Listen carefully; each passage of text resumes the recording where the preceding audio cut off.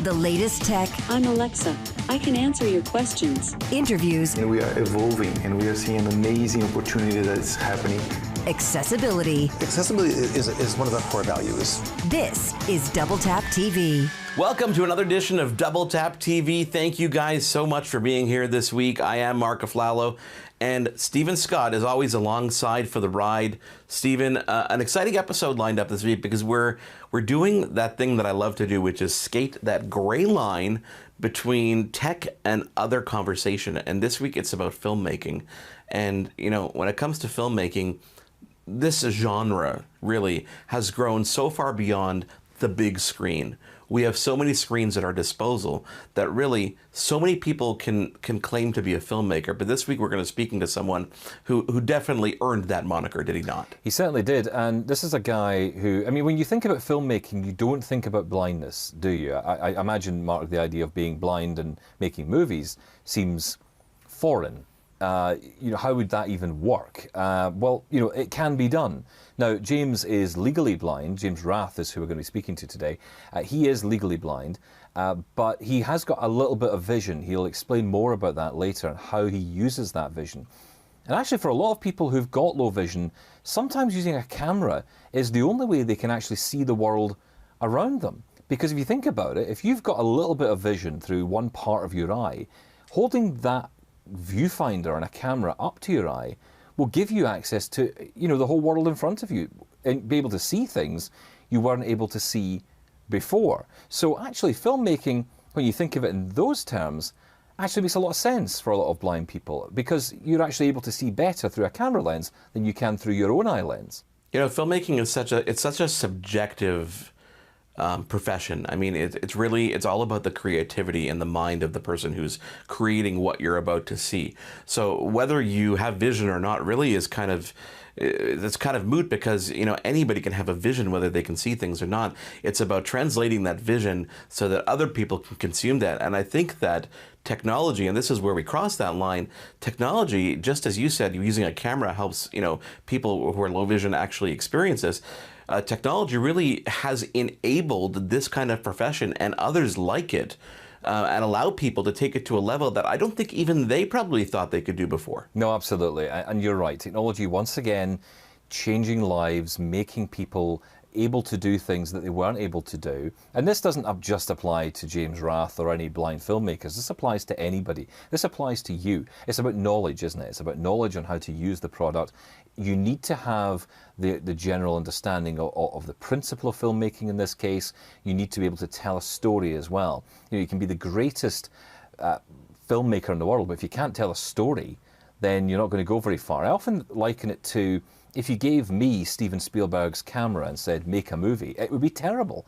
But if I gave Steven Spielberg my 50 quid camcorder, then he'd make a masterpiece out of it. He'd make the biggest blockbuster you'd seen because he knows how to use the technology, but he also knows how to tell a story and how to create that. So, you know, vision is definitely, some might see it as disabling, but actually with the right technology, that can actually enable you to do so much more. What do you think distinguishes someone as a filmmaker, you know, by profession, other than obviously getting paid to do it, versus someone who is out there doing, you know, just YouTube style videos? Have we blurred the lines a little bit these days?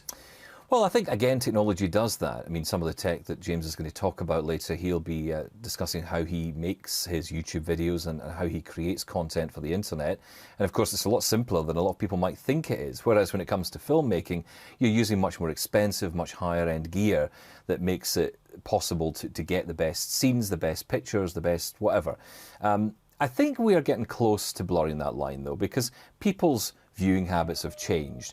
Coronavirus has changed how we view television, for example. You know, if you imagine most of our programs coming to us via Zoom or via Skype or, you know, from someone's iPhone, that would have been unheard of in television circles especially. But we've accepted that that's the new norm and that's okay, and it allows us to continue to get content. And that will translate, and it has already translated to the big screen, where some big movies have been made, or at least in part, with smartphones. So the technology is there, and the technology itself is causing the blur, I think. That it's causing the blur. between what is classed as film and what is classed as content created for the internet. You know, I'm excited to get James on the show, obviously to talk about his perspective, but to see how technology has helped him to excel beyond, you know, where he may have even thought his expectations were. So we're going to take a quick break and we're going to come back and we're going to bring James on the show. I'm excited to talk to him. I'm excited to hear your conversation with him. This is Double Tap TV. He is Stephen Scott. I am Mark AFLALO. If you guys want to get involved, no problem. We've got a couple ways for you to do that. Our email address is feedback@doubletap.online. Send us an email and we'll get back to those as soon as we can. And of course, @DoubleTapCanada on Twitter. And if you use that hashtag #AskDoubleTap, then we will get to your questions and of course, hopefully try to answer them to the best of our ability, or perhaps get our guests to answer them. We take a quick break on Double Tap TV and come back with our featured guest of this week's program. Love Double Tap TV? Listen to AMI Audio for Double Tap Canada every Thursday at 8 p.m. Eastern for news and reviews on everything tech.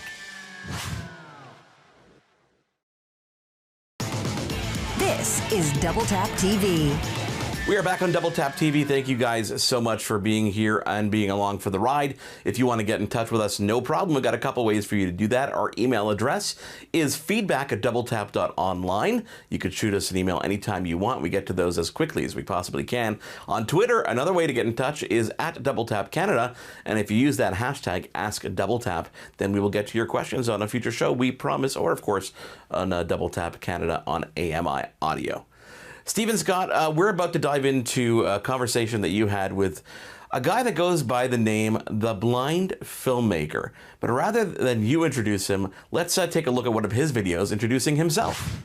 Hey, I'm James Rath. I'm a filmmaker, and I was born blind, legally blind. This is how my camera sees, and this is how I see. I graduated high school with a 1.8 GPA. No one thought to offer Braille, you know, to the blind student. After graduating, I moved from Delaware to Los Angeles. I did this in search for independence and accessibility. This is me surfing. I'm not a surfer. I enjoy hiking, riding horses, gaming, and steering boats, but I've never driven a car. In 2016, I made a film about accessible technology. A year later, I interviewed the CEO of Apple. He got the job. Growing up, I never saw people like myself represented. Maybe I just couldn't see them. This is me directing a multi-year commercial campaign for Tommy Hilfiger. It also won at Cannes Lions. That's me. At MIT, I studied at the Sloan School about what it means to be a leader in the digital age. Ever since I independently traveled cross-country, I've had the opportunity to travel the world. I'm an accessibility consultant for games, movies, and tech. I'm a film director. Award-winning director, that is. I'm a speaker. I get vulnerable so I can help others see different. I share accessible experiences. I tell stories from within the disability community. So yeah, that's me, James Rath. And I hope that we can see different together. And with me now is James Rath. Hi to you, James. Hi. Good morning or afternoon on your neck of the woods. Whatever time of day it is. Who knows? How would we know? Listen, James, it's great to have you with me here. Thank you so much for your time. You know, I don't know where to start, frankly. There's so many questions I want to ask you about what you do. I guess the first obvious question is, how did you get into filmmaking as a visually impaired guy? Well, it kind of goes back to my youth. I just always liked telling stories. I was making comics and stuff. Writing stories. They weren't like anything, you know, what came out of a 7-8-year-old's imagination, right? And eventually I sort of came across a camera in my parents' basement, and I got a little bit intrigued. I've seen my mom using it at like family events, and so I turned it on, and there's all these like controls on it, like zoom and peak focus and stuff like that, and it very much fascinated me, being able to actually start making out detail, because without going into like full on detail, I can start making out a little bit of detail, like from about 2 inches away from my eyes. But other than that, everything's just this big constant blur. And so for me, it was really cool being able to like see things in my basement all of a sudden, like actually like zooming in and making out what things were. And then I'm like, well, we could go shoot something with this, me and the neighborhood kids, right? So that's pretty much how I got started. We just making little silly films at 8 years old in the neighborhood, 9 years old. And yeah, it very much, it all started on a VHS For those who aren't aware, VHS is these old tapes. I can't believe you have to say that. I know. That just makes me feel so old when you have to explain what a VHS tape is. You still have to explain what a DVD is now. Well, let's talk about your filmmaking career because, I mean, there's so much to talk about, but of course this is a tech program, so I've got to ask you about the tech. How do you do it? What do you use? So it really depends on the format, right? I've done things from directing documentaries that have a crew of 14 people to commercials that have a crew of like 80 people on set, right? And we're working off of Alexas and Red cameras. My videos, like things that I'm creating from home or for brand integrations, stuff like that. Then, yeah, typically I'm using DSLRs. I have a cinema camera. I'm currently shooting with Canon. A lot of these cameras offer remote, wireless remotes, as in like using your iPad or your phone as a viewfinder and a touch screen enabled, pretty much like being able to set the autofocus, being able to set the manual focus just from your phone, which is really cool. So I use that. My Canon cinema camera allows me to do it through a web address in Safari. And then my DSLR lets me do it through an actual app, which is kind of cool. So I use that, and then sometimes I just shoot with an iPhone, because there are times where, yeah, I want to shoot something, I just need to tell a story or share something, but I also need voiceover right now. I need a screen reader. I need something to help me, and it's fully compatible with doing that. I pop in like an AirPod or even just some headphones into the phone, and that way you don't actually hear the voice, right, when you're recording, and then I can just do my thing. I can just do whatever I need to do, and it will still tell me, hey, one face, two face, bottom left-hand corner, right? So it's really adapting at the end of the day. If it's a big commercial set, I got people for that, right? And just like any film set, any director's gonna have people for that. It's not a I'm blind, so I'm gonna have sighted people do the work for me. No, it's always been like that. And then if it's me and just me, and or very small amounts of people, I could shoot on like a phone, as little as that. There's some amazing films actually that are being awarded at like Sundance and all these film festivals, and even commercials being shot on phones, especially now that a lot of people are in quarantine and trying to still do the commercials, right? Like very few percentage of productions here in America are still shooting, but some are doing it and adapting to sort of a phone a format. So it's interesting. It is interesting, and I think you're right. I think the iPhone, it's almost the simplest answer, but it's also, in some cases, the most powerful answer. The power's in your pocket, quite literally. James, stay with us. We're going to talk more about this, because I want to ask you, from thinking of people who are just getting into this world, or at least are aspiring to get into the world of filmmaking, going back to your sort of earlier thoughts on getting started and what you did, and sharing some of those insights with us. So stay right there, James. We're going to continue this conversation in a few moments. So let's do that. Let's take a quick break, and we'll come back with more of Stephen Scott and James Rath at his Double Tap TV. Stick around. We'll be back in just a moment. For more great Double Tap TV content, visit ami.ca/doubletap. This is Double Tap TV. Welcome back to Double Tap TV. Thank you guys so much for being here. I am Mark AFLALO. You guys can get in touch with us by email. It's feedback@doubletap.online. On Twitter, we are @DoubleTapCanada with the hashtag AskDoubleTap. And Stephen Scott is standing by with our guest for this week's show, James Rath, otherwise known as the Blind Filmmaker. Yeah, that's right, Mark. Back with James Rath here, the Blind Filmmaker. Is it okay to call you blind, James? Because I know everyone has their own view on visually impaired, partially sighted, legally blind. What's the right phrase for you? How do you identify? No, I'm cool with blind, because very much my vision is fluctuating throughout the day. I'm always going to be legally blind. There's no way to correct that or change that. But the moment I strain my eyes too much, the very little sight that I have, everything is just a huge blur, and I really can't identify anything. And yeah,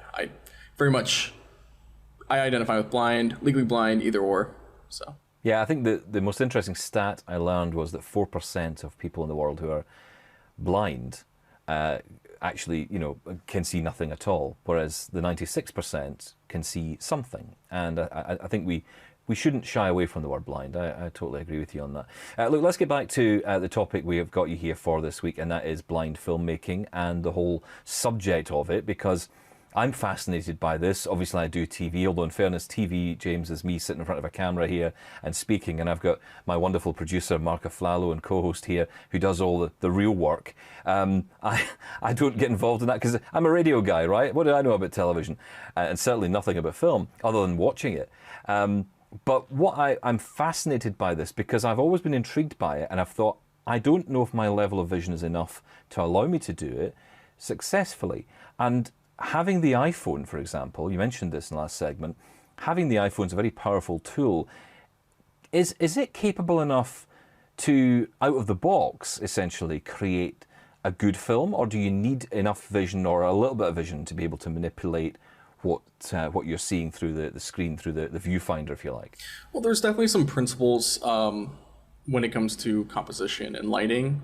And if you, as a person who has no vision or little vision, can learn and study the light sources, right, in the environment that you're shooting in. You can become familiar with that and learn how light, even without seeing it or seeing very little of it, can manipulate a shot, what makes a good shot, how to use lighting to your advantage, as well as just knowing composition, becoming familiar with how much of the phone is capturing.